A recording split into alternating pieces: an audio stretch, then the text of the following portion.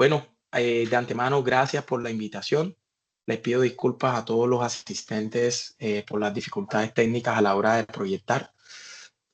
Voy a hablar de un tema que tal vez sea de los más importantes en los servicios de urgencias, porque a ninguno de nosotros nos quedará duda que cuando nos llega un paciente con una patología infecciosa, si se encuentra críticamente enfermo, estamos hablando de una sepsis. Y las intervenciones que nosotros como médicos de urgencias hagamos son las que verdaderamente marcarán el pronóstico de este paciente.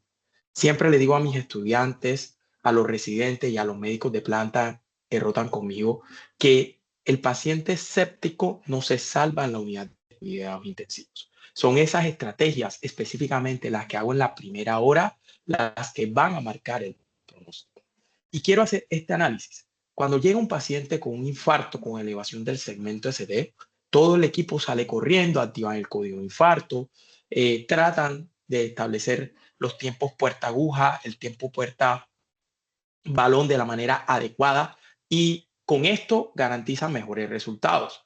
Pero me llama la atención que cuando el paciente séptico llega, tal vez no somos tan incisivos en el manejo rápido en la primera hora y esto es lo que verdaderamente marcará el pronóstico de este paciente. Entonces, por favor, ese es el primer mensaje.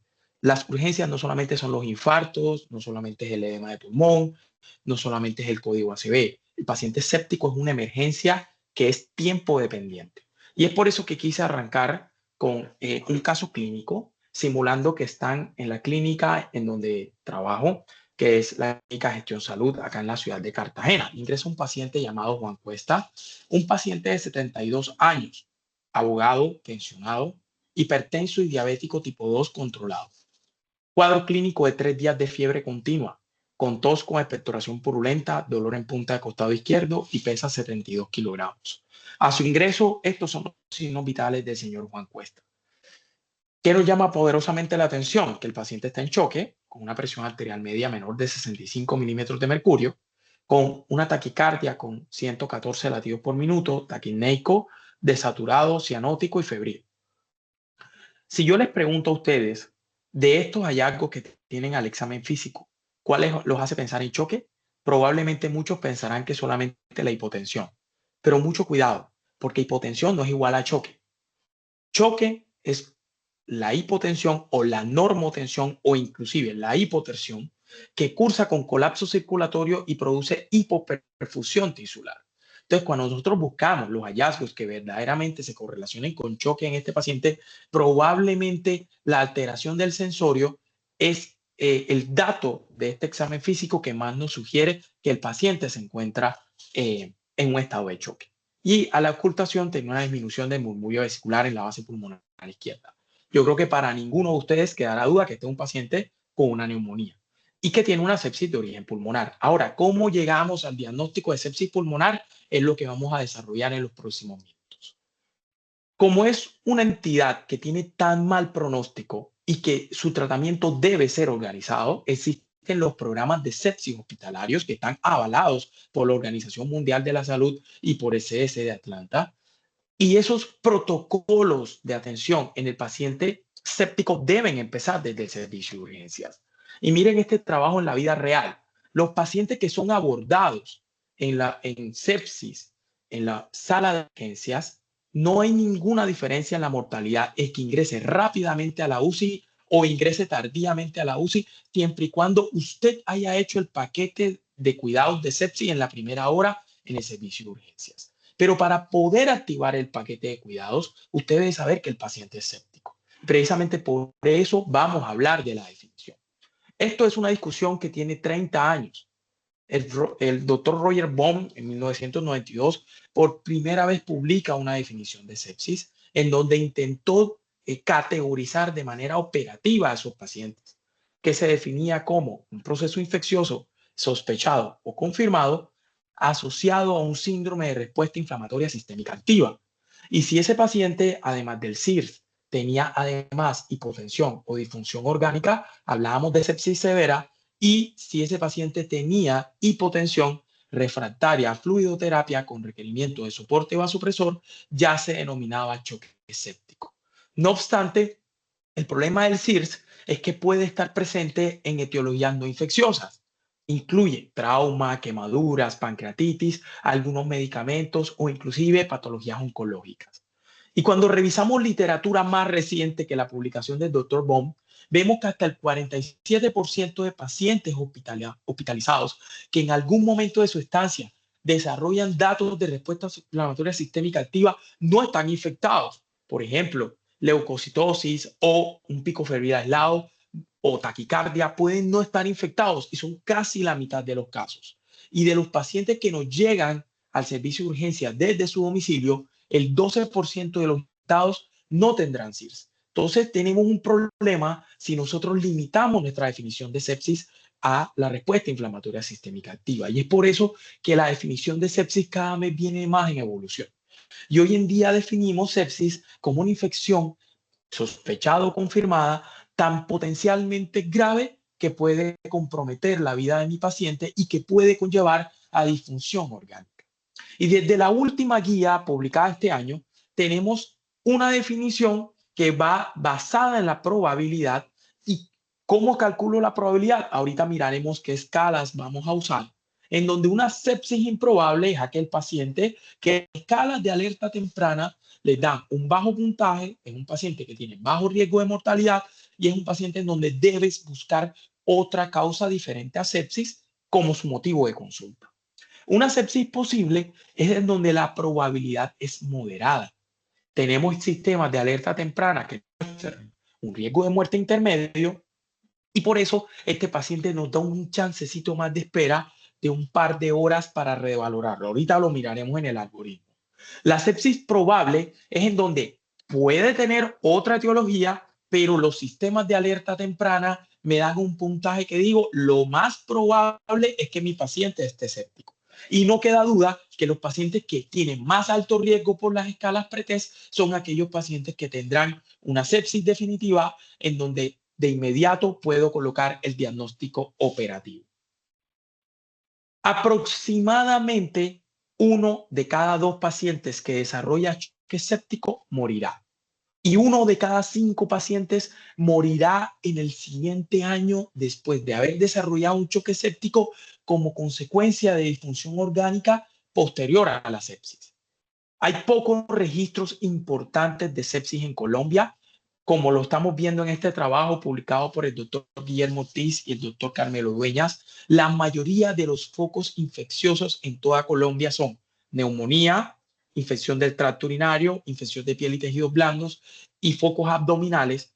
Y de los agentes etiológicos, no queda duda que la mayoría de las veces son bacilos gram negativos. Entonces, aquí quiero que tengan un primer mensaje. En algún momento de la charla hablaremos de antibióticos, pero si yo de manera empírica debo cubrir un foco infeccioso, no queda duda de que mi mayor cobertura debe ir hacia los bacilos gram negativos. Y como bien mencionábamos en la presentación anterior, estos focos infecciosos no solamente son en Colombia. Cuando nosotros buscamos literatura mundial, estos focos infecciosos casi que son el 90 al 100% de los procesos sépticos en el mundo entero. Esto que ustedes están viendo acá es cuando se publicó por primera vez el Sepsis 3, en donde nos daban un protocolo de diagnóstico que era basado sí o sí en el QSOFA y además en el SOFA. Entonces te llegaba el paciente, calculabas el QSOFA, si te daba 2 o más puntos, solicitabas los laboratorios para calcular el SOFA y si el SOFA te daba mayor o igual a 2, tenías una sepsis y si el SOFA no te daba más de 2, pero aún sospechabas sepsis, te mandaban a revalorarlo en 3 a 6 horas con base a nuevos laboratorios y nueva gasometría para que se recalculara la escala. Pero vemos que era una camisa de fuerza utilizar QSOFA y SOFA. Y si ese paciente con sepsis tenía hipotensión y choque con un lactato mayor o igual a 2, estábamos ante un choque séptico. Y se desapareció el término sepsis severa y todas las sepsis empezaron a ser graves. Sin embargo, hoy en día tenemos más herramientas de diagnóstico de sepsis que dedos de la mano. Y así como en las películas, existen unos extras que probablemente el MPM, el SAPS y el PYRO se utilizarán más que todo para registros epidemiológicos y cálculos de mortalidad. Pero quiero que nos llevemos a la casa que los deditos de la mano que están viendo del lado izquierdo son las herramientas que más utilizaremos para el diagnóstico de sepsis. Y a pesar de que está en el dedo meñique, no quedará duda de que los sistemas de alerta temprana hoy en día son nuestra principal herramienta como primer diagnóstico de sepsis. El problema del QSOFA es que es excelente como predictor pronóstico. No queda duda que el paciente que tiene un QSOFA mayor o igual a 2 tiene más riesgo de muerte que el que tiene un QSOFA de 0 o de 1. El problema es que no todos los pacientes sépticos tendrán un QSOFA mayor o igual a 2. Les voy a poner un ejemplo. El mismo señor Juan Cuesta, imagínense que no estuviese encefalopático. Imagínense que tenía una frecuencia respiratoria en 35 y una presión arterial sistólica en 123. ¿Seguía teniendo un QSOFA de 3? Probablemente no. Tenía un QSOFA de 1, pero seguía estando séptico. Y ese es el problema del QSOFA, que si nosotros miramos el QSOFA de manera aislada, podemos dejar de detectar pacientes con sepsis. Ahora, cuando nosotros evaluamos QSOFA versus SIRS, no queda duda de que si yo valido el diagnóstico de sepsis basada en la respuesta inflamatoria sistémica, englobo más pacientes. Pero el SIRS no tiene valor pronóstico. No porque un paciente tenga fiebre se morirá más. Ahora, el problema de cuando yo utilizo el QSOFA de manera aislada o el SIRS de manera aislada, a pesar de que el SIRS tiene mejor sensibilidad y el QSOFA tiene mejor especificidad, si yo no los utilizo de manera combinada, voy a darle a todo menos al blanco y me voy a volar diagnósticos de pacientes. Y el primer mensaje que quiero darles con respecto a las escalas es que el SIRS no debe entrar en desuso, porque el SIRS me sirve para pensar en infección. Lo que no debe pasar es que yo haga diagnóstico de sepsis basado en el SIRS. Y eso es lo que nos dice en su editorial muy bonita el doctor Jean-Louis Sang en el año 2016. Cuando yo utilizo los sistemas de alerta temprana en el servicio de urgencias, no queda la menor duda que son las escalas que mejor área bajo la curva y mejor predicción pronóstica tienen cuando yo ingreso al paciente y lo evalúo por primera vez. Sin embargo, si yo combino los sistemas de alerta temprana junto con el QSOFA, puedo tener un rendimiento con un área bajo la curva mayor de 0,9. Entonces, el segundo mensaje de las escalas es que si bien el MUSE-2 tiene un AOC por sí solo mayor a 0,9, cuando yo combino las escalas y utilizo el SIRS para pensar en infección, y utilizo el QSOFA como pronóstico, y utilizo el MUSE-2 como predictor para establecer diagnóstico de sepsis, probablemente no se me volarán pacientes. Y eso es lo que nos muestran todos los trabajos. Cuando yo combino las escalas, me va mejor, se me vuelan menos casos y el valor predictivo negativo es cercano a 0. Entonces, por favor, utilícenlos todos. La unión hace la fuerza. Y eso es lo que nos dicen las guías. No utilice ninguna escala de manera simple. Siempre combine las escalas en pro de diagnosticar mejor la sepsis y establecer mejor pronóstico. El MUSE no se lo sabe nadie. Probablemente a medida que ustedes lo vayan calculando más, verán que algunos signos te llevan de inmediato a bandera roja. Pero para eso, usted tiene a la mano el patrón de semaforización, en donde basado en los datos clínicos, usted pueda clasificar a su paciente. Y la ventaja que tienen los sistemas de alerta temprana para aquellos médicos de primer nivel o que trabajan en hospitales en donde no tienen a la mano laboratorios fuertes, miren que con signos vitales y saturación de oxígeno, usted es capaz de establecer diagnóstico de sepsis y clasificar a su paciente basado en los sistemas de alerta temprana. La guía sobreviviendo a la sepsis no fue la primera que utilizó los sistemas de alerta temprana. Los británicos con la guía NICE desde la pandemia vienen utilizando los sistemas de alerta temprana para el diagnóstico de sepsis. Y miren que los británicos se adelantaron a la guía sobreviviendo a la sepsis para hablar de sepsis posible, sepsis probable y sepsis definitiva. Y miren estos puntos de corte. Los pacientes que tienen MUSE-2 de bajo riesgo, ¿de acuerdo?, no cumplen criterios de sepsis, deben buscar otra causa y esto es lo que en las guías nuevas denominamos sepsis improbable. ¿De acuerdo? Los pacientes que tienen un puntaje entre 5 y 7 son aquellos pacientes que debo revalorar cada 2 horas según los británicos. Pero miren lo que me dice la guía sobreviviendo a la sepsis de este año. En menos de 3 horas debo tener diagnóstico. Y miren que los británicos hace 2 años ya nos decían revalore su paciente cada 2 horas. Este es el paciente con sepsis posible. Ok, no pareciera no tener sepsis, pero revalúan en las próximas 2 a 3 horas. Mira cómo están los signos vitales y recalcula nuevamente el NEWS. Listo. Para aquel paciente que tiene una sepsis probable, que es aquel paciente que tiene NEWS 2 entre 7 y 9, hombre, lo más probable, como dice su mismo concepto, es que estés ante una sepsis y deberías empezar abordaje tanto diagnóstico como terapéutico inmediato. Y aquellos pacientes que tienen un NEWS 2 mayor de 9, sin duda tienen una sepsis y su abordaje debe ser inmediato. Entonces, miren que esta semaforización es muy consecuente con las recomendaciones de la guía del presente año. El código sepsis no es al azar.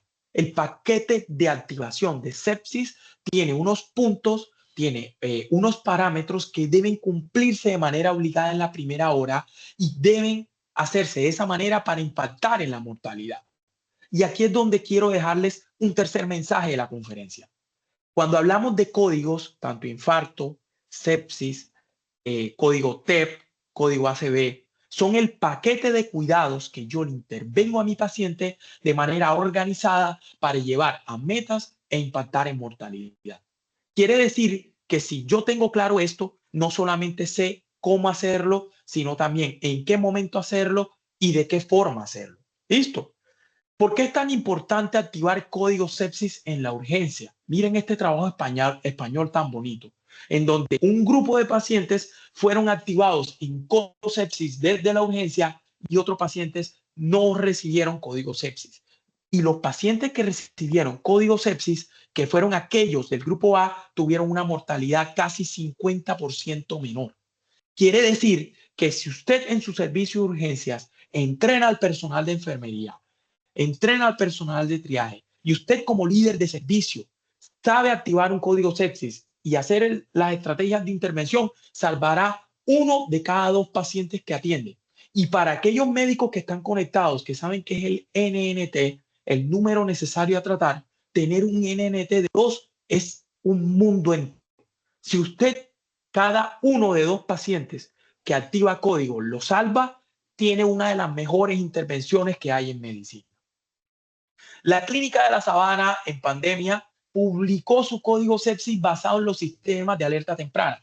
Y no sé si alguno de la Clínica de la Sabana está conectado, pero yo me lo robé y quiero ser sincero para adaptarlo a mi clínica. Listo, no me importa el copyright. Lo bueno se simula, lo bueno se imita y lo bueno se emula. Y eso es lo que nosotros buscamos. Instituciones en Colombia que ya vengan utilizando los protocolos y que tengan buenos resultados para homologarlo a mi institución.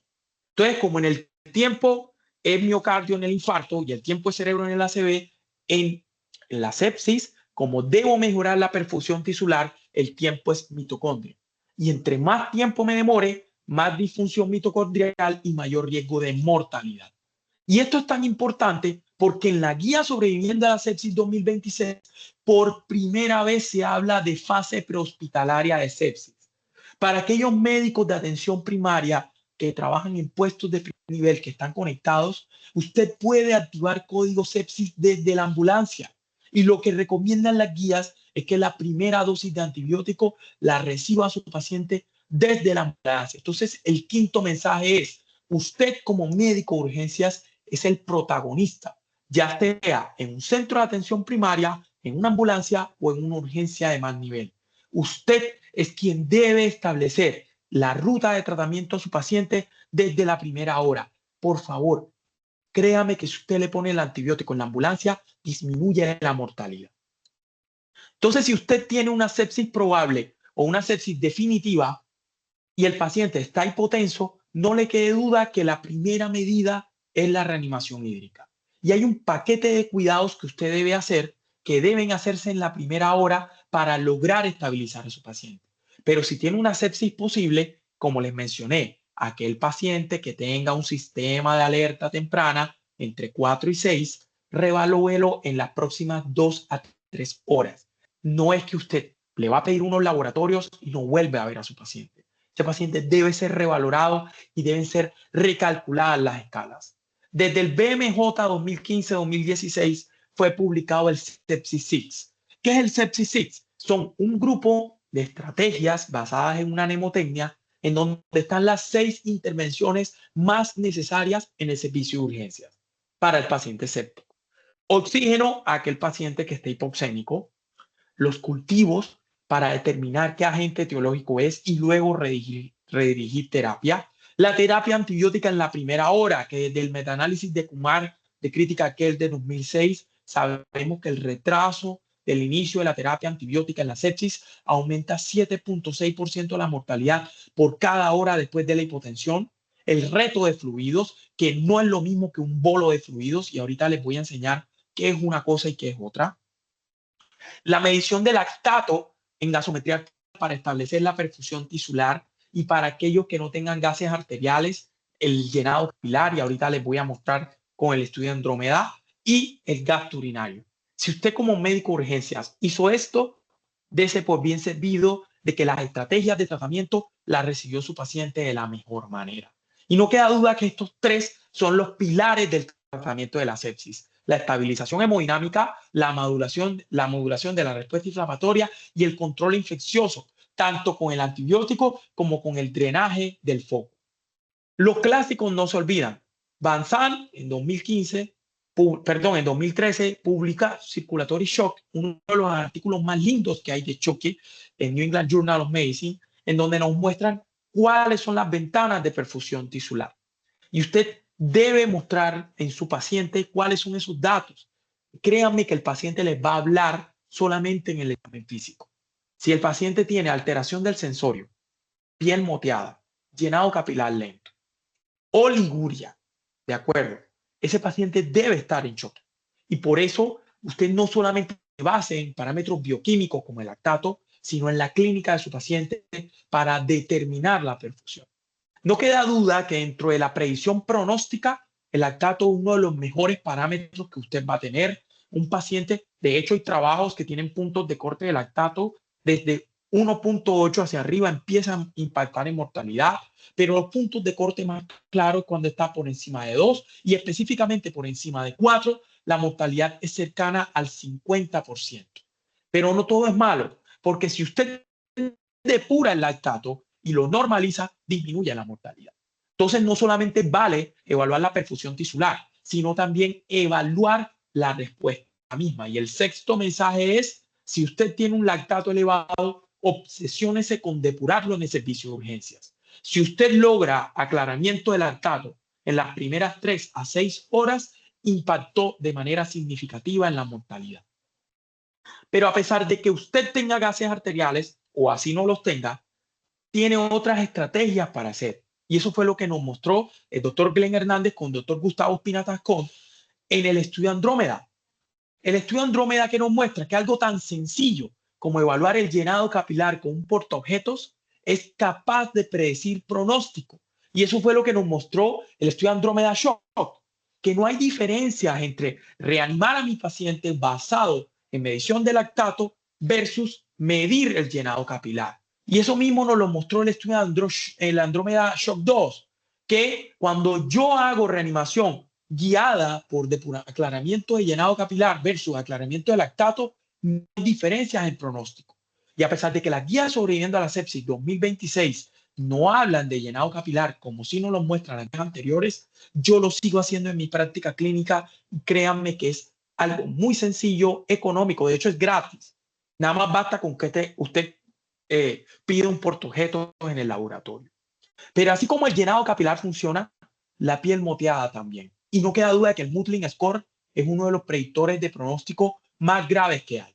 Porque si usted mira la región perirotuliana y el paciente tiene una Moodling Score mayor a 4, la mortalidad es casi cercana al 100%. Y yo particularmente nunca he visto sobrevivir un paciente con un Moodling Score de 5. Si un paciente tiene lívido reticularis y tiene toda la piel moteada, ese paciente desafortunadamente tanto la macro como la microcirculación está disfuncional. Cuando le llega el paciente en sepsis y usted va a iniciar la reanimación, la fluidoterapia es el gol estándar para hacerlo. ¿Cómo lo hace? Pues la guía lo dice de manera muy abierta, al menos 30 mililitros por kilo. Pero lo que quiero enseñarles en esta charla es que esos 30 mililitros por kilo no son una camisa de fuerza. De hecho, ni siquiera es una meta, es un tope. Y eso es lo que vamos a mostrar. Porque cuando usted administra fluidos, pues nos valemos de la ley de Frank-Starling, en donde a mayor estiramiento de la fibra miocárdica, mediada por el volumen de llenado, obviamente va a tener mayor inotropía y por ende va a mejorar el gasto cardíaco. Sin embargo, usted tenga en cuenta que la curva de dependencia a volumen no es lineal.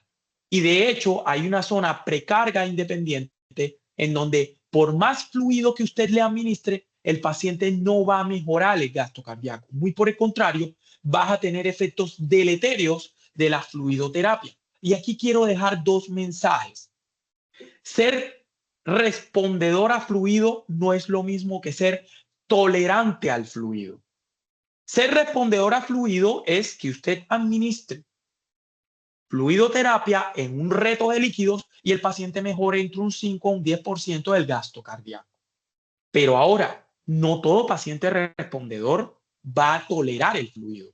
Entonces ahí viene el otro concepto, que es la tolerabilidad al fluido. Hay pacientes respondedores que son intolerantes. Por ejemplo, un paciente con una fracción de eyección reducida, puede que usted le coloque un reto de fluidos de 4 mililitros por kilo y le mejore la presión arterial media a un 10%, pero le aumente el agua extravascular pulmonar. Entonces, siempre tenga en cuenta que su paciente sea respondedor a fluidos, pero también que sea tolerante al fluido. Y habrán algunas estrategias que les enseñaré, pero tengan en cuenta de que no todo paciente que usted le ponga fluidos va a mejorar. Y no todo paciente que le mejore la hemodinamia no quiere decir que el fluido no te pase factura por otro lado. Por eso, el doctor Manu Malbrain, en la década de 2010, publicó el protocolo Rose, que no me voy a detener en todo el protocolo porque esto es un evento de urgencias. Entonces, quiero centrarme básicamente en las dos primeras fases de la reanimación con fluidos, que es la fase R, la fase de reanimación, que es la que usted va a hacer en las primeras 3 a 6 horas en el servicio de urgencias, que es el reto de fluidos. Y luego la fase de optimización, en donde usted sí y solo sí va a administrar fluidos, siempre y cuando su paciente sea respondedor y no sea intolerante a los fluidos. Por eso me voy a limitar solo a estas dos fases. Entonces, 30 mililitros por kilo, pues parece muy sencillo, pero no es tan así. ¿De dónde salen esos 30 mililitros por kilo? Pues fue el promedio de líquidos que recibieron los pacientes en los grandes estudios de reanimación, tanto en el estudio del Dr. River de 2020, de 2000, que es el EGDT, hasta publicaciones más recientes como el PROCESS, el ARISE, el PROMISE, en donde desafortunadamente no se encontró la reducción de la mortalidad del 16% que sí había mostrado el doctor Rivers en su primer trabajo. Entonces, el promedio de fluidos de estos trabajos fue casi 3 litros y por eso, de manera estándar, se utiliza la recomendación de al menos 30 mililitros por kilo. Pero por favor, no le administre a su paciente ni más ni menos. Administre lo necesario. No haga bolos de líquidos. Un bolo de líquido es pasarle de 500 a 1000 mililitros al paciente. Un reto de fluidos es administrar una pequeña carga de líquidos y evaluar con medidas dinámicas la respuesta al fluido. ¿Cuál es el concepto más válido en la actualidad para reto de fluidos? Administrar de 200 a 250 mililitros en menos de 15 minutos o llevándolo al peso del paciente de 3 a 4 mililitros por kilo. Y usted evalúe después de esa administración las medidas dinámicas. Si el paciente le mejoró la presión arterial media, le mejoró el llenado capilar, le mejoró el estado de conciencia, ese paciente es respondedor a fluidos y usted puede seguir administrando retos de fluidos a la cabecera del paciente. Y miren que lo que los estoy invitando a hacer es una medicina de precisión a la cabecera del paciente y de manera individualizada. Cuando nosotros nos vamos al número absoluto de 30 mililitros por kilo, miren que les dan volúmenes muy grandes, entre 1.5 a 2 y pico litros. Y no en todos los pacientes usted va a poder hacerlo así, porque resulta que hay pacientes que tienen sobrecarga de fluidos en donde usted deberá ser un poco más restrictivo con la fluidoterapia. El estudio Clovers, publicado en el 2023, intentó mostrar si la restricción de fluidos de manera temprana versus el manejo liberal de fluidos impactaba en la mortalidad. Y la verdad es que en el Clovers no hubo grandes diferencias en la mortalidad. Entonces, la conclusión es, haga retos de fluidos, individualice su paciente y mire si es respondedor o no. Porque también es cierto que la sobrecarga de volumen produce disfunción orgánica y aumenta la mortalidad. ¿Con qué fluido hacerlo? Esto es una discusión que antes daba más espacio, de si utilizábamos soluciones balanceadas versus solución salina normal. Hoy en día esa discusión no es tan amplia porque lo que se demostró en el estudio Saleh y en el estudio SMART, publicados en la década de 2010, en donde las soluciones balanceadas hacían menos riesgo de acidosis hiperclorémica y por ende menos lesión renal aguda y por ende menos mortalidad intrahospitalaria. Trabajos más recientes como el BASIC y el PLOS no lo demostraron. Y hoy en día, ¿yo qué les puedo decir? Hombre, si el paciente está hiperclorémico, utilice lactato de Ringer. Si el paciente no está hiperclorémico, puede ponerle solución salina. Aquí lo importante es coloque el cristaloide que tiene a la mano. Yo particularmente uso mucho soluciones balanceadas, pero la evidencia dice que usted puede utilizar la que quiera siempre y cuando el paciente no esté hiperclorémico. Y si vas a utilizar solución salina, al menos evalúa el delta de cloro, ¿vale? Porque un delta de cloro mayor a 5 durante la estancia hospitalaria probablemente es un predictor aislado de aumento de mortalidad. Como lo habíamos hablado, no es lo mismo administrar un bolo a administrar un reto de líquidos. ¿Qué es un reto de líquidos? 200 mililitros en 10 minutos. ¿Listo? Y evalúe si su paciente es respondedor a fluidos. Este es uno de los mensajes más importantes en la conferencia. Haga reto de fluidos y establezca la respuesta.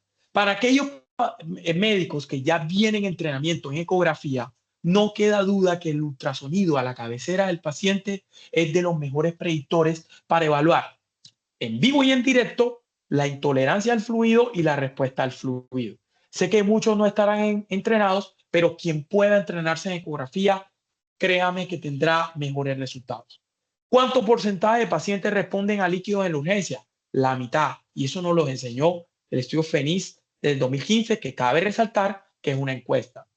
Ahora, si usted quiere evaluar la respuesta a fluidos, haga elevación pasiva de las piernas.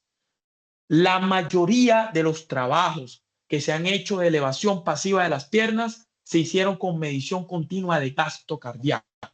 Sin embargo, si usted le sube las piernas entre 30 a 45 grados y ese paciente tiene un aumento de la presión arterial media mayor al 10%, ese paciente será respondedor a fluidos. Y miren que es barato, es gratis subirle la pierna a su paciente.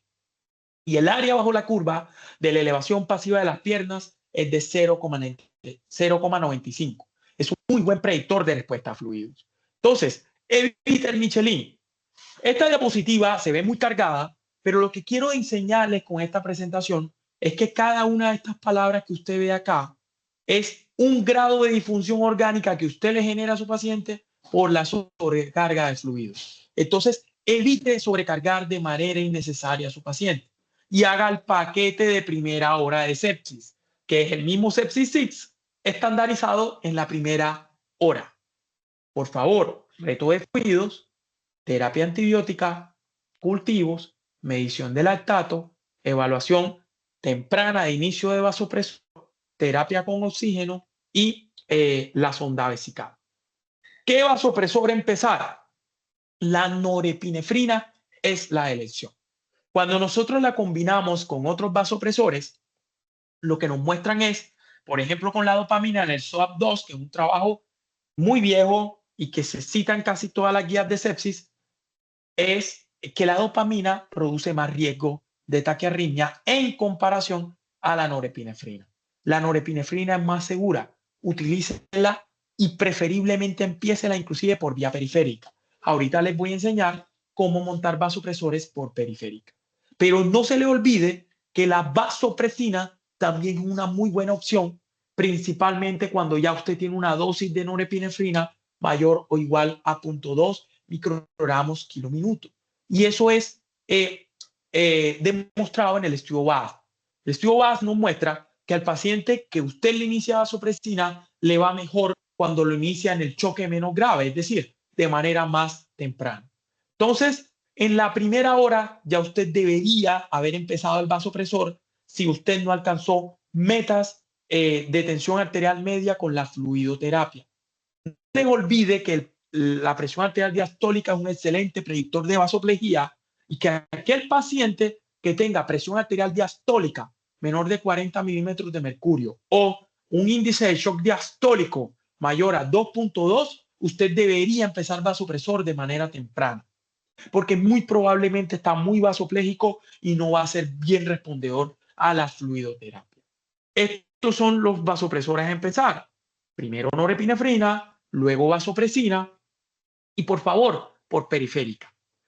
¿Cómo utilizar el vasopresor por periférica? 1. No utilizar vías periféricas distales. Nada de dorso de la mano, nada de antebrazo.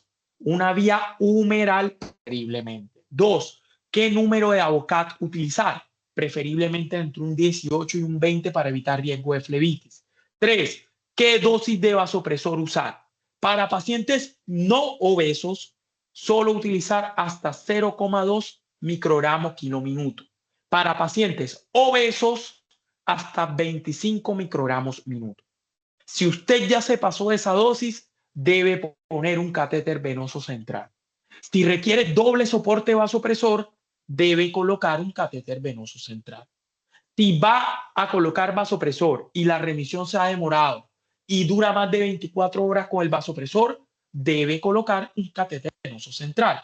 Significa que debe ser por una vía humeral con un Avocat 18 a 20 con una dosis menor de 0.2 microgramos kilo minuto o menos de 25 microgramos minuto y por favor no más de 24 horas. La vía periférica para el vasopresor debe ser una vía exclusiva, no debe pasar más nada por ahí. ¿Listo? Ahora, ¿sirve montar vasopresor de manera temprana? Probablemente sí. El Array Fluids, que fue publicado el mes pasado en New England Journal, nos muestra que al paciente que usted le inicia vasopresor temprano en la urgencia, si bien no impacta en la mortalidad versus la estrategia solo con fluidos, sí evita meter a su paciente en edema de pulmón. Por ende, vamos a impactar en un desenlace blando. Entre más rápido usted monte el vasopresor, menos efectos adversos asociados a la sobrecarga de fluidos. ¿Cuál es la meta de presión arterial media? El sepsis PAM nos muestra que deberíamos llevar al menos 65 milímetros de mercurio. Las guías de este año fueron un poquito más laxas y te dicen, si usted tiene la media en 60 y ya el paciente está bien perfundido, con 60 está bien. Ahora, lo que también nos muestra el sepsis PAM es que aquellos pacientes mayores e hipertensos, la presión arterial media cercana a 80 probablemente tiene mejor perfusión renal. Entonces, evite en pacientes no hipertensos severos llevar la presión arterial media más alta porque nada más generan mayores efectos adversos del vasopresor. Pero si es un paciente que de base es muy hipertenso, llevar la presión arterial media un poquito cercana a 80 pudiese tener beneficios. Pero ojo, siempre riesgo-beneficio evaluando que no genere efectos adversos con la administración de dosis altas de vasopresor. Entonces, miren lo que nos dice la guía. Hombre, si ese paciente tiene un rango de fluido de media entre 60 y 65 y es un adulto mayor y ya usted alcanzó perfusión tisular, hombre, parece que 60 está bien, pero en la mayoría de los pacientes trata de llevarle a 65 milímetros de mercurio. La terapia antibiótica debe ser en la primera hora y debe ser dirigida al foco que usted esté pensando y con el antibiótico de más amplio espectro que usted tenga a la mano. Pero eso significa que no debe hacer drenaje del foco. En las primeras 3 a 6 horas, ese paciente debe tener foco drenado. Si usted no drena el foco, la sepsis no resolverá. Entre más temprano use el antibiótico, mejor. El retraso, como les mencioné al inicio de la conferencia, aumenta 7.6% la mortalidad por cada hora de retraso. Y si usted va a utilizar antibióticos beta-lactámicos, la infusión continua es superior a los bolos intermitentes porque recuerden que es antibiótico que actúa a tiempo sobre el MIC e impacta en mortalidad cuando lo utilizo de manera en infusión porque le mejoro la farmacocinética. Si el paciente tiene un foco infeccioso, dréneselo. Si tiene que pelear con el ortopedista, con el cirujano, pelee para que haga un drenaje del foco. Si usted va a enfocar a su paciente, tenga en cuenta que el inicio de la terapia antibiótica en el paciente séptico debe ser tan urgente como trombolizar un infarto o un ACV isquémico en ventana. Y si no drena el foco, jamás resolverá la sepsis. ¿Cómo tomar los cultivos? Al menos 2 sets de hemocultivos. Quiere decir, un set de hemocultivo es un frasco para aerobios y un frasco para anaerobios. Debe ser al menos 2 sets de hemocultivos. ¿Y por qué 2 sets de hemocultivos? Porque cuando usted utiliza 2 sets, la sensibilidad es mayor al 90%. Si usted solo utiliza un set, la probabilidad de que tenga una detección de germen es menor al 70%. Si el paciente es de difícil acceso y pudo tomar poca muestra de sangre, tome un solo set. Cuando usted va a tomar un hemocultivo, el volumen de sangre en cada frasco es más importante que el número de frascos. Les explico esto porque puede pasar que un paciente de hipovolémico, es de difícil acceso, lo vas a cultivar, solo le pudiste tomar 20 mililitros para la muestra, entonces como son 2 sets de hemocultivos, le echan 5 mililitros a 4 frascos. Prefiero un solo set de 2 frascos de 10 mililitros a 2 sets con 4 frascos de 5 mililitros. Quiere decir que si usted no puede garantizar los 2 sets, priorice el volumen de sangre por cada frasco en lugar al número de frascos. Espero que ese mensaje haya quedado claro. Lo mismo, no tome urocultivo si el paciente no tiene síntomas urinarios irritativos. Términos antiguos como los pancultivos, que es cultivar todo, ya no se debe hacer porque me sesga la terapia antibiótica. Solo cultive el foco infeccioso de su paciente. Las pruebas moleculares como el FilmArray o el MALDI-TOF impactan en mortalidad porque permiten terapia dirigida de manera rápida. Y cuando yo descalono y hago terapia dirigida, no solamente evito presión selectiva y resistencia antibiótica, sino que también impacto de manera significativa en la mortalidad. Otras intervenciones, llevar a meta la glicemia entre 140 y 180, eso no lo mostró en Night Sugar. El azul de metileno, que ustedes como médicos de urgencia casi no lo usarán, pero cuando se utiliza de manera temprana, la evidencia es un poco controvertida, pero pudiese impactar en mortalidad si lo utiliza de manera temprana. Recuerden que el azul de metileno es para choque séptico refractario, es un inhibidor del óxido nítrico sintetasa inducible y por ende produce vasoconstricción. Tengan en cuenta que también produce vasoconstricción coronaria y puede generar injuria miocárdica en pacientes con enfermedad coronaria. La gastroprotección es fundamental. El paciente crítico tiende a hacer úlcera por estrés. La tromboprofilaxis siempre y cuando no esté coagulopático y con trombocitopenia grave. La analgesia y sedación, si lo va a ventilar, preferiblemente tenga una buena sedación y analgesia que no impacte en la hemodinamia, como lo es con la ketamina. Evite la hipotermia, que es un predictor aislado de mortalidad y mucho más se asocia a acidosis metabólica y a coagulopatía. Por favor, hable con su paciente, hable detalladamente con la familia del paciente y explíquele que la condición médica es crítica. El paciente, la familia del paciente requiere un apoyo psicológico temprano y un abordaje integral desde el punto de vista humano. Y por favor, preséntenlo en la UCI. Y aquí les dejo mensajes claros. El QSOFA debe usarse, sí, como pronóstico, pero no lo utilice de manera única. Utilice todas las escalas y su principal herramienta serán los sistemas de alerta temprana. El screening prehospitalario debe hacerse. Los sistemas de alerta temprana se pueden hacer en una ambulancia y empezar antibióticos de manera temprana. La procalcitonina hoy en día, la sensibilidad no es tan buena y más que todo no se utiliza para definir inicio de terapia antibiótica, sino si hay un delta de procalcitonina de más del 80% al cuarto día y no tiene una sepsis complicada con, por ejemplo, una neumonía complicada o foco no drenado, se puede terapia antibiótica abreviada de 5 días en algunos focos. La terapia con cristaloides, sin duda, será la primera línea. Algunos trabajos un poquito más viejos nos muestran que las soluciones balanceadas pudiesen ser superiores. Hoy en día no está tan claro. La meta de presión arterial media mayor de 65. El vasopresor, inícielo tempranamente por vena periférica y por favor evite que su paciente quede hipoxémico. Y estos son los mensajes para llevar a la urgencia. Detectar al paciente de manera temprana es lo que va a garantizar sobrevida.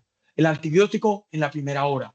Los cultivos en los primeros 45 minutos y no deben retrasar el inicio de antibiótico. Los cristaloides serán su primera línea. Los coloides no son buena opción, no son superiores a los cristaloides y simplemente son más caros. En cuanto a los líquidos, ni más ni menos, lo justo que requiera su paciente. La norepinefrina y la vasopresina son una buena pareja, principalmente cuando lo inicio de manera temprana. Y por favor, drene el foco. Y antes de terminar, quiero hacerle un homenaje a un gran maestro y amigo, doctor Carmelo Dueñas, y quiero citar al gran Isaac Newton, probablemente la mente más brillante de la historia, que haciendo honor a Galileo Galilei decía, si he logrado ver más lejos es porque me he subido en hombros de gigantes. Y por eso quiero hacerle el homenaje a mi profe, al doctor Dueñas, porque él es quien me enseñó lo que sé de sepsis, es quien me enseñó muchas de las cosas que sé de medicina y de él aprendo de la vida todos los días. Muchas gracias por su atención.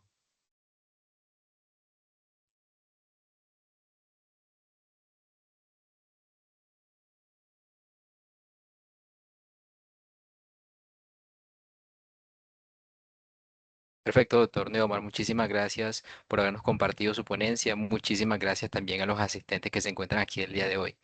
Como habrán recordado, podemos entonces ahora dar la palabra a aquellos que tengan algo que comentar. El doctor Jonathan Rubio Tavares, eh, ¿tiene algo que decir? Disculpe. Sí, perfecto. Pero antes, lo tenemos pendiente. Doctor Neomar, cuéntenos cómo se sintió el día de hoy. Hombre, muy contento, la verdad, y viendo que hay una audiencia importante, hay más de 100 personas conectadas, se mantuvieron conectadas durante toda la conferencia y espero que haya sido de su agrado. La verdad, como les dije al principio, cuentan conmigo para todo este tipo de actividades. Cada vez que quieran que participe de manera activa, aquí estaré y bueno, muchas gracias a ustedes por la invitación. Muchísimas gracias a usted, doctor, por haber asistido y por habernos acompañado y también por habernos apoyado desde la Asociación Colombiana de Medicina Interna. Entonces, en este momento, porque también recordemos que tenemos ahorita el caso a las 8 p.m., tenemos otra charla, otra ponencia, no se lo pueden perder, pero vamos a dar entonces la oportunidad para que el doctor Juan Esteban Rodríguez y el doctor Jonathan Rubio Tavares nos puedan comentar esas inquietudes que tienen, aprovechando que todavía contamos con la presencia del doctor Neomar en esta sesión. Adelante, doctor Juan Esteban Rodríguez David. Buenas noches, doctor. Me gustó, impresionado con la exposición, muy chévere. Tengo una preguntita. El caso no lo conocí pues de primera mano. Yo en ese momento estoy trabajando pues iniciando en el EPS, Equipos Básicos de Salud, y digamos que voy para una zona pues eh, de alta pues prevalencia de casos de malaria. Un compañero me comentó un caso que tuvo. A veces en el equipo de EDS no tenemos líquidos endovenosos y no tenemos todos los tratamientos pues antibióticos. El caso pues es que el paciente se encontraba 3 horas, 3, 4 horas de una institución de segundo nivel, y un puesto de salud más cercano no había, pues era llegar a la institución. Se activó el código sepsis en el corregimiento y el paciente estaba consciente, ya estaba teniendo pues como ya los signos de hipoperfusión, ya lo había moteado, pero no tenía con qué reanimarlo. Entonces él me dijo, después de que él levantó el caso, él no le pudo aplicar nada, pero él le quedó la duda, porque él solo tenía amoxicilina y tenía metronidazol oral y el paciente estaba consciente. Mi pregunta es, en esos casos, que son muy raros y de pronto muy difíciles, ¿hubiera estado bien activarle, dar esos amoxicilina y metronidazol a ese paciente, doc? No tenía nada Hola, más. Doc. No, no, tranquilo, Doc. Bueno, me estás poniendo un escenario muy complejo porque Sí, sí. atender pacientes en un sitio donde no tengan la posibilidad siquiera de hacer una expansión con fluidos endovenosos, ni siquiera cristaloides, probablemente no vas a tener ninguna herramienta útil para poder tratar. El problema de tratar con antibióticos orales, ojo, no quiero que se malinterprete, la amoxicilina tiene una biodisponibilidad después de su administración oral excelente. Es un antibiótico excelente y su farmacocinética posterior a la ingesta es genial. ¿Dónde está el problema? Que los pacientes sépticos tienen hipoperfusión esplácnica y la hipoperfusión esplácnica disminuye la absorción de la terapia antibiótica oral.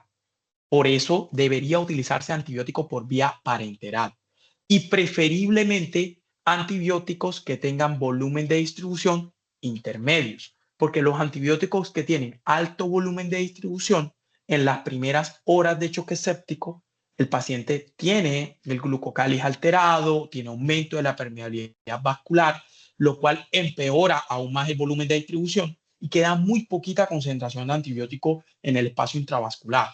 Eh, Dicho de otra manera, yo sé que es la única opción que tuviste y creo que yo también hubiese hecho lo mismo, darle el antibiótico tomado, pero desafortunadamente no creo que vaya a tener algún impacto en la sobrevida. Lo que yo sí te pudiese recomendar en esos escenarios es, si ya lo detectaste con los sistemas de alerta temprana y el paciente está séptico y tú consideras que tiene un proceso infeccioso, incluyendo así sea una infección tropical como la malaria, llévalo de inmediato al servicio de urgencias. Créeme que entre menos minutos te demores en llevarlo a un lugar en donde puedan activar el paquete de sepsis con fluidos, antibiótico IV, probablemente impactará más en la mortalidad que de pronto iniciar un antibiótico oral, esperar y ver qué pasa. Creo que ahí entre más rápido lo traslades, mejor sería el pronóstico del paciente. Pero desafortunadamente eso que tú me estás comentando, sé que es la realidad de muchos médicos que están en áreas rurales de Colombia. Bueno, ojalá que eso en algún momento mejore, Doc. Gracias por tu aporte, de verdad. Doc, muchas gracias. Perfecto, muchas gracias a ambos. Ahora, por favor, le damos la palabra al doctor Santiago González Lamberti, por favor. Doctor Neomar, buenas noches. Muchas gracias por la Buenas charla. noches. Muy buena la charla, me aclaró muchísimas dudas que tenía con respecto a esta nueva guía, pero quería preguntarle porque en este momento estoy en una institución donde no contamos con noradrenalina. Entonces, quería saber si de pronto hay algunas consideraciones a la hora de iniciar la dopamina como vasopresor en este caso, para hacerla un poco más segura y reducir el riesgo de arritmias, que es la razón por la que escogemos noradrenalina. Sin Muchas duda, Doc. gracias. Doc, gracias a ti. Bueno, ojo, la dopamina no es que no deban usarla, es que no es la elección, ¿vale? Lo ideal es norepinefrina, lo ideal si no tienes noradrenalina que sea vasopresina, pero si ya no tienes ni norepinefrina ni vasopresina y tienes un escenario de un paciente séptico que no fue respondedor a fluidos o que tiene una vasoplegia grave con diastólica menor de 40 o índice de shock diastólico mayor a 2.2, tú puedes empezar dopamina. Hay yo que te recomendaría hacer. Primero, indaga muy bien antecedentes de patología cardiovascular en tu paciente. Si el paciente tiene enfermedad coronaria o ha tenido arritmias ventriculares, yo preferiría seguir reanimándolo con fluidos siempre y cuando no sea intolerante al fluido y tratar de remitirlo rápido. Si no tiene antecedentes de enfermedad coronaria y no ha hecho arritmias ventriculares en algún momento de su vida, yo le empezaría dopamina. Tengan en cuenta que la dopamina, depende de la dosis, estimula unos receptores u otros.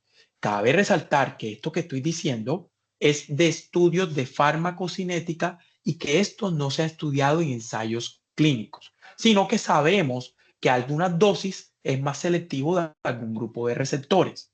Dicho de otra manera, si utilizas dosis muy bajitas, es decir, 5 a 10 microgramos, tiene efecto más beta adrenérgico que alfa adrenérgico. Si utilizas dosis mayores a 10 microgramos, por ejemplo, de 10, de 15 microgramos, probablemente ese paciente va a tener mayor selectividad por los receptores alfa y vas a lograr mejor elevación de las cifras tensionales medias sin tanto impacto en el ritmo cardíaco. Entonces, lo que yo te recomendaría es indagar antecedentes de patología cardiovascular y utilizar la dopamina en dosis alfa adrenérgica menos beta adrenérgica. Listo. Listo, doctor, muchas Pero, gracias. pero si te toca usarla, úsala. Yo también la usaría. Muchas gracias. Perfecto, muchísimas gracias a ambos. En este momento también tenemos una pregunta del doctor Juan Felipe Caicedo Yala. Si quiere decir algo, adelante. Buenas noches, doctor, ¿cómo está? Primero que Muy todo, bien, pues gracias, felicitarlo doctor Juan. por la charla. Seguramente completa, muy chévere, la verdad. Y pues mi pregunta dirigida a la parte del paciente en el que pues tenemos la necesidad de asegurar vía aérea, sobre todo en la parte de la inducción. Pues usted comentaba pues que de pronto la elección podría ser la ketamina, sin embargo, pues eh, precisamente lo que hablamos ahorita, pues justo con disponibilidad de medicamentos, pues en todos los sitios no siempre se cuenta con ella. Y Así es. pues quisiera preguntarle de pronto cuál pudiera ser una opción alterna a esta, teniendo en cuenta que el etomidato, pues en pacientes sépticos no sería pues como la mejor opción. De acuerdo. ¿Existe de Doc, pronto como alguna parte ahí, particularidad? claro que sí, Doc. De hecho, te cuento que eso no te pasa solamente a ti. Yo soy subgerente científico en una institución de cuarto nivel, pero además soy internista hospitalario en el hospital de primer nivel de mi ciudad. Y me he visto en los dos escenarios, en el escenario en donde gracias a Dios tengo toda la mano, pero además en el escenario en donde no tengo tantas cosas a la mano y me toca trabajar con lo que hay, que es el escenario que tú me estás planteando. Abro el carro de paro y nada más tengo fentanilo, midazolam y becuronio. ¿Yo qué te recomendaría hacer, Doc? Uno, estabiliza hemodinámicamente a tu paciente antes de asegurarle la vía aérea. No hacer inducción con sebanalgesia en pacientes que no hayan logrado metas de tensión arterial media. Eso es lo que yo te recomendaría hacer de primero.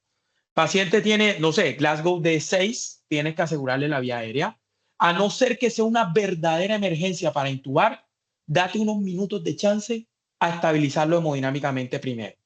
Monta el vasopresor, llévale la media más de 65 y luego utiliza dosis de inducción la mínima posible que tengas a la mano.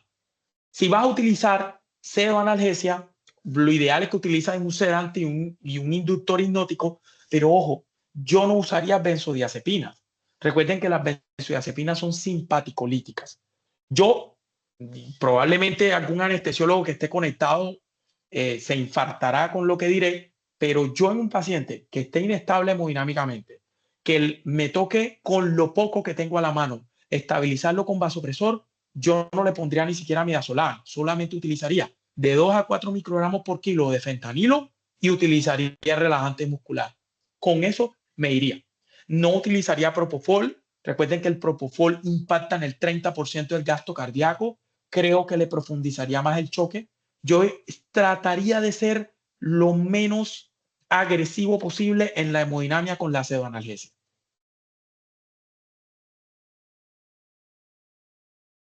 Muchas gracias, Doc. Con gusto, Doc. Bueno, perfecto, doctores. Muchísimas gracias a los que hicieron preguntas, a los que también escribieron. Por ahí hay unas preguntas, quizás más luego podamos contestarlas con el doctor Neomar por chat, si así lo desean.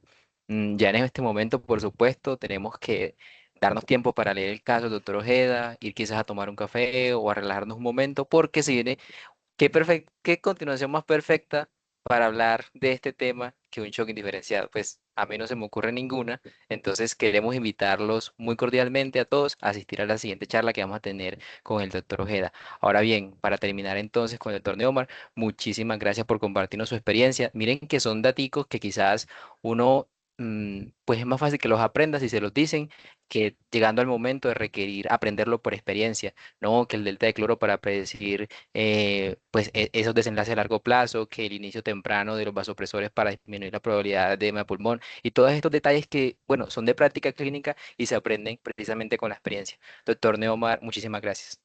Gracias a ustedes. Feliz noche. Feliz noche. Nos vemos en unos minutos.